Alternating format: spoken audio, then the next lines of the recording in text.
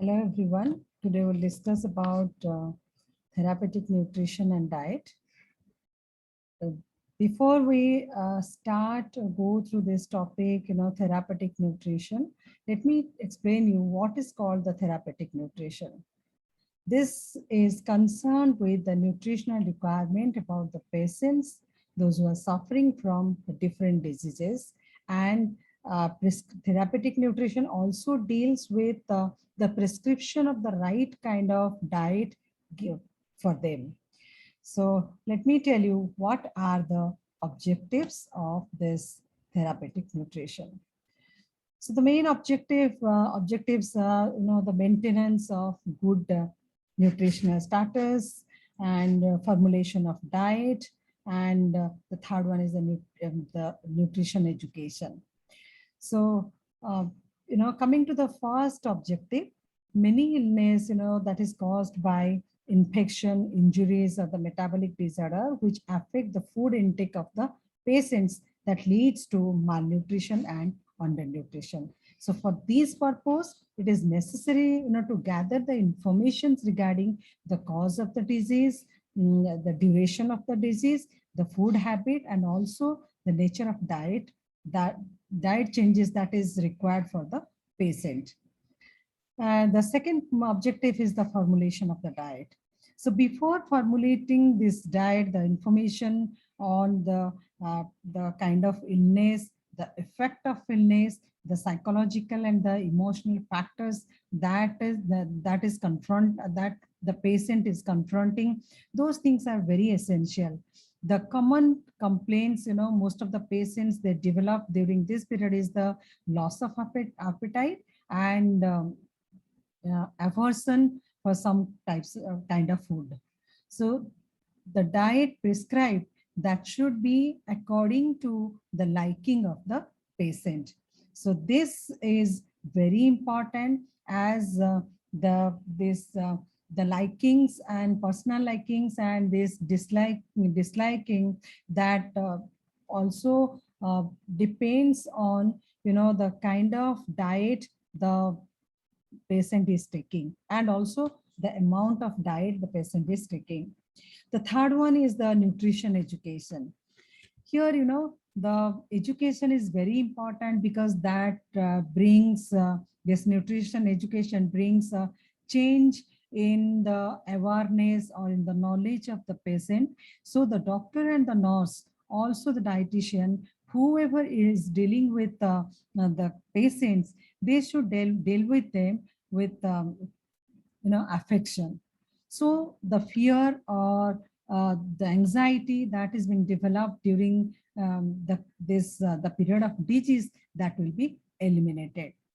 So any modification that is required in the diet or given by the dietitian, that should make the changes which is suitable based on the likings or the dislikings of the patient. So let us discuss about our next slide is why do we modify the diet? What are the need for this modification? If we classify these modifications, it will be according to the diet consistency and also according to the nutrient consistency and some, the special kind of, yes, the special feeding method that is being given to the patient. So this modification in the diet consistency, we can give them the clear fluid diet. So what is called this clear fluid diet?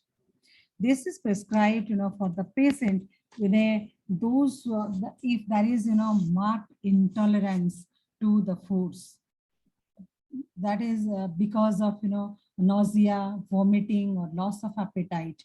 So this consists of the tea with lemon and sugar, fat-free diet, or carbonated beverage, fruit juice, glucose water, or you can say the cereal water. Then the plain gelatin also we can give. And this clear fluid diet We can give up to 1 to 2 days until the patient is able to retain the digest, we can say the more liberal liquid diet. And at the beginning, the amount of fluid is being given around 40 to 80 ml per hour. But this quantity we can gradually increase, and it can be increased to 100 to 120 ml as the patient condition improves. So this clear fluid diets, they are meant to provide some calories, and the water is being here given to the patient, uh, frequently. So now coming to this full fluid diet, in this diet, that is be given to the patient, those who are unable to chew or they are unable to swallow the solid food. So, and that consists of milk, egg, or you can say solid porridge, some soups and fruit juices. So these things we can also give them. And here the minimum requirements of this protein, calorie, vitamins, and minerals that we should consider that these should be given to the patient. The minimum requirement which is required, that is being given to the patient.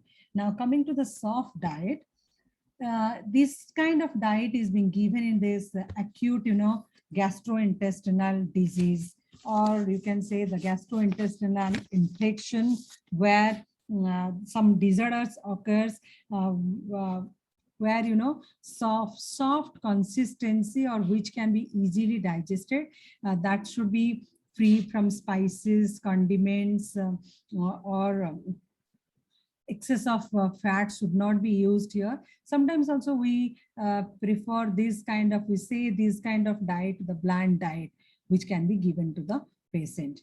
Now let us discuss about the modification of diet in the different nutrients. Here we will be discussing about, some important nutrients like carbohydrate, calorie, protein, fat, mineral, and fiber, and how the modifications is being, being done here, and how it is being given. So these diet, they have to be modified. Sometimes the patient, those who suffer from the different diseases, we give those diet in 1 or 2 modification form based on some nutrients. So this is necessary. Why it is necessary? Because of the metabolism that goes in the body of the patients. So according to based on this metabolism, the inefficient utilization of this carbohydrate, like in diabetes mellitus, inability of this kidney to exercise to sodium chloride in case of nephritis. So these are the some examples that I am setting here, that that is based on the metabolism of this carbohydrate or fat or the protein. Based on that, how we give them the modification of diet. So now first one is the carbohydrate content, the modification according to this carbohydrate content. Here, the high carbohydrate diet that is being given to the individual who suffers from this Addison's disease. So there's various diseases of the liver and also the pre-operative conditions. This high carbohydrate is being given. So hypoglycemia may be present in Addison disease, while in the in case of liver, diseases of liver and also the pre-operative conditions, this adequate glycogen storage is considerable value, and in the this restricted carbohydrate diet is essential in the treatment of diabetic mellitus. So coming to this calorie content, yes, coming to this calorie content, the diet with this increased calorie value, they are used for the treatment of the patient who are, underweight, and also those who suffer from fever, infections, malabsorption, or hypothyroidism. And this low calorie diet we can give to the patient. I mean, those who are very much, those who are obese persons, and also those who have the cardiovascular diseases. Also in acute uremia and hepatic coma. So the high protein diet we can provide to the patient, with the restriction in this nutrients where it is being prescribed, uh, like protein calorie malnutrition, cirrhosis of liver, peptic ulcer, then nephrosis, and also celiac disease. And the low protein diet can be given in case of hepatic coma. So coming to this fat content, moderately high fat diet that is used for the treatment of the person who is highly undernourished. And this restricted of this low fat is in case of malabsorption syndromes, we can say the diseases of liver. And also the person if suffers from the high level of cholesterol or the triglycerides, in that case also fat is the restricted amount we can give. Modification of this mineral content, high calcium diet is essential in case of the treatment of the person suffering from rickets and osteomalacia. And this is also, this diet is restricted in calcium and the phosphate, which is desirable also in the case of renal calculi. And sodium is restricted diet that is essential in the treatment of the cardiac failure and the hypertension. The sodium chloride intake is being restricted, which is essential for the diseases during in case of kidneys like nephritis. Now the modification in vitamin content, it is increase in the content of the vitamins which can be achieved in the addition of the synthetic vitamins. Nowadays, a lot of medicines, these vitamins are available in the market in the form of lot of medicines, and from the foods also we can get all kind of vitamins contained. And it is essential, as most of this therapeutic diet may be partially they lack in one or more vitamins. Then fiber content is the diet which is rich in the fiber are prescribed for the treatment of the constipation. While low fiber diet, they are essential for the treatment in the gastrointestinal disorders such as peptic ulcer, then colitis, celiac disease, diarrhea, and also dysentery. So these are the different modifications of the diet, according on the basis of this nutrient content. So let us move to our next slide. Yes, this is about the special feeding method. These are, some kind of special feeding method that we provide to the patient, like intravenous feeding. In the intravenous feeding, here the main objective of this intravenous feeding is to provide water and the electrolyte to provide, to prevent this dehydration and correct the electrolyte imbalance. And also it is given to make up the loss of tissue protein. And this also provides, energy to meet the daily need of the patient. So this intravenous feeding will have to be restored in the some kind of diseases like, surgery in the gastrointestinal tract.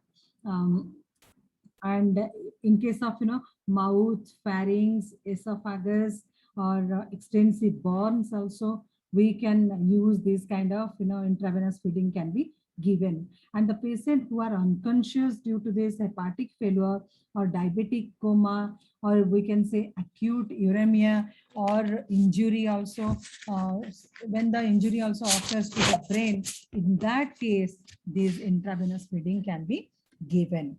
And this, there are some kind of techniques that we are using this in this intravenous feeding, like it is called as the peripheral venous infection. Peripheral venous infection is that is a kind of technique which is being used to administer the isotonic solutions of this glucose or the saline and other electrolyte in a short period. So here the needle is inserted in the upper limb veins, and the other one is the infusion through the polythene tube.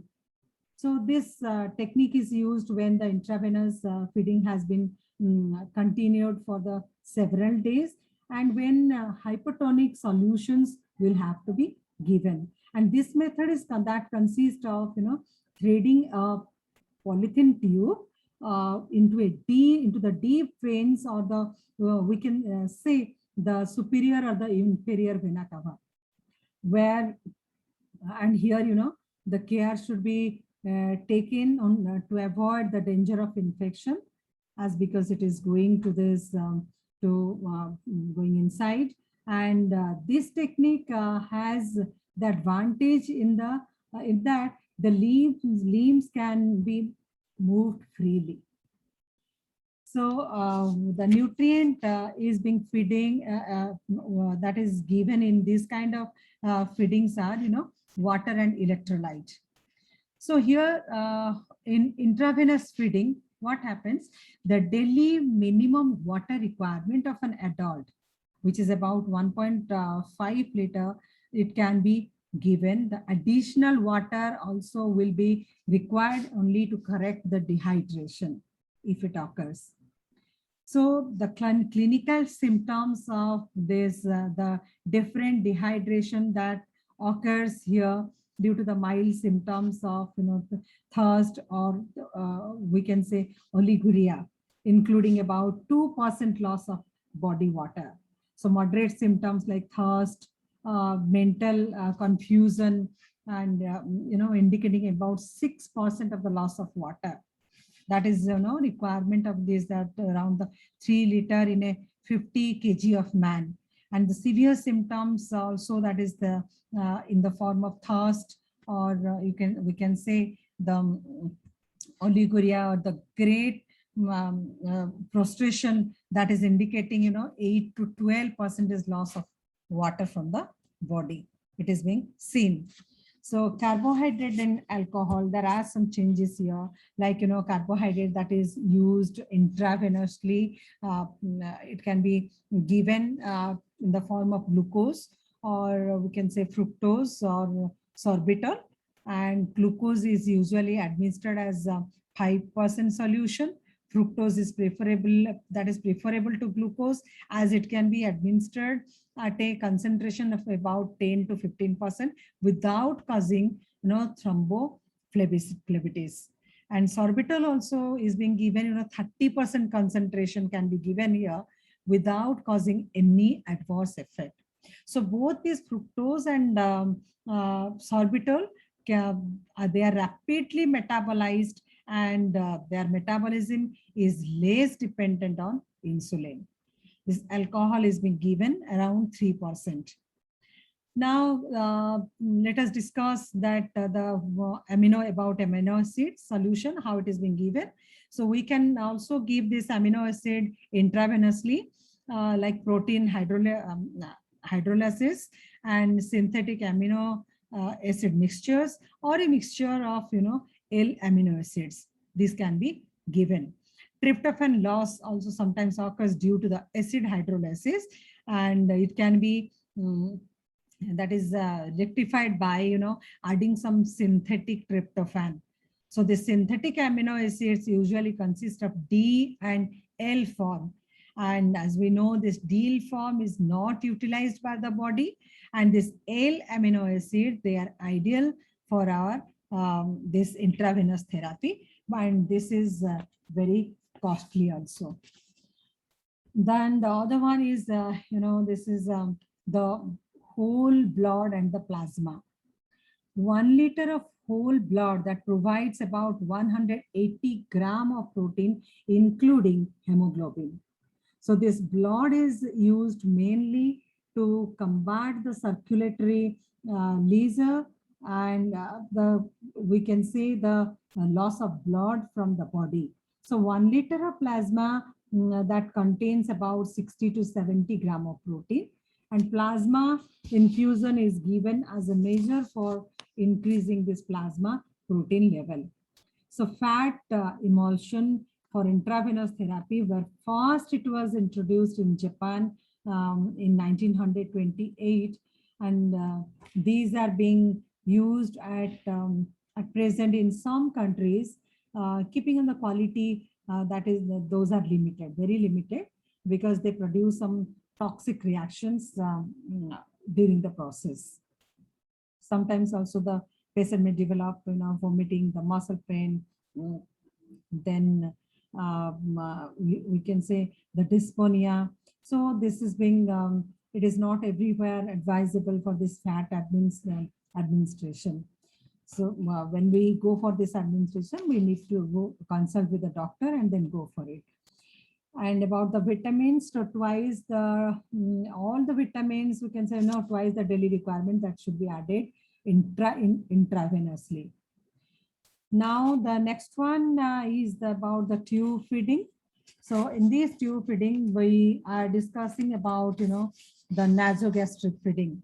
So this nasogastric feeding is about this thin, soft polythene, where it is being given around 3 to 4 diameter, and the tube should be lubricated with olive oil, or you can say liquid paraffin. And in the nervous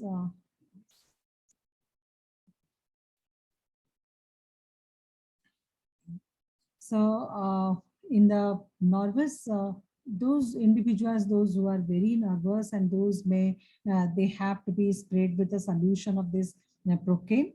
And when about 8 inch of this tube that have been inserted, and it will have we should make sure that it reach to the pharynx, and then the patient will tend to, if it reach to the pharynx, and the patient definitely will tend to cough. So at these days, patient should be asked, to swallow the tube so that it will enter to the esophagus. So once it enter to the esophagus, the tube can easily be pushed to the stomach. So it is essential to make sure that the tube has passed into the esophagus and not to the trachea. This is very important.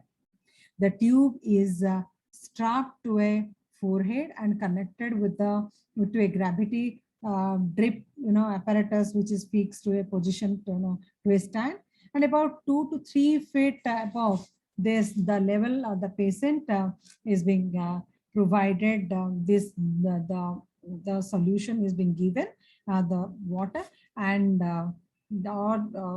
we can say that this tube left in a position for 4 to 5 days even, and where it is being with it is desirable that the tube should be withdrawn once in 2 days, and washed and also boiled. So what are the advantages of this nasogastric feeding? Adequate nutrition can easily be given to the patient. The foods and drugs which is not liked by the patient, that can also be administered. The large quantity of fluid also can be given daily and safely. And the dangers of parenteral feeding that is avoided. So the gastric content can be removed periodically. We can say that we can also remove it the gastric content periodically. So coming to this, the diet in this tube feeding, we can provide in this tube feeding, three types of diet we can give, like, high carbohydrate diet, high carbohydrate normal protein diet, and also high protein, high calorie diet. So calorie around, average adult patient require, 1500 to 2000 kilocalorie after the surgical operation or the injury, or you can say the birth, uh, or in severe protein calorie malnutrition. That is the provision of 3000 kilocalorie that may be necessary.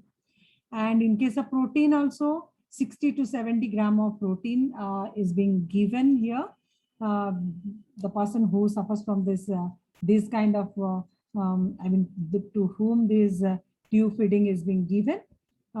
Here the large quantity of proteins like 100 to 200 gram should be administered.